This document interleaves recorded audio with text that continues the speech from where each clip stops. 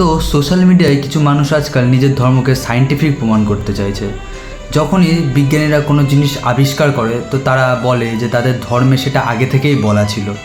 যদি এতটাই অ্যাডভান্স হয় ধর্ম, তাহলে বিজ্ঞানীরা আবিষ্কার করার পরে কেন সবাই জানতে পারে যে এটা ধর্মে আগে থেকেই ছিল? আমি এখানে কোনো ধর্মকে ছোট করছি না বা ধর্মের নামে কোনো খারাপ কিছু বলার চেষ্টা করছি না। আমি নিজেও যথেষ্ট ধর্ম পালন করি। আমি নিজেও মনে করি যে ধর্ম আমাদেরকে সঠিক পথ দেখায়, মুক্তির পথে নিয়ে যায়, আমাদের জীবনটাকে ঠিকভাবে পরিচালনা করতে সাহায্য করে। কিন্তু তাই বলে এটা নয় যে সেটা বিজ্ঞানের সাথে তুলনা করার মতন কোনো বিষয়।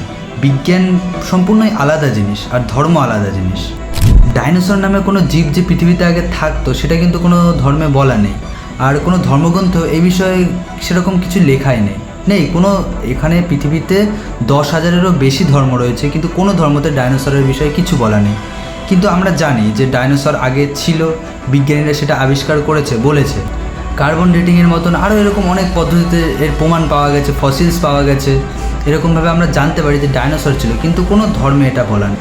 সো এই বিষয়টা নিয়ে বলার আমার কারণ হলো যে সায়েন্স যখন কোনো কিছুকে আবিষ্কার করে বা কোনো কিছু প্রুভ করে, তো সেটার পেছনে এরকম অপ্রাসঙ্গিক যুক্তি দিয়ে সেটাকে ছোট করা আমার মতে ঠিক না।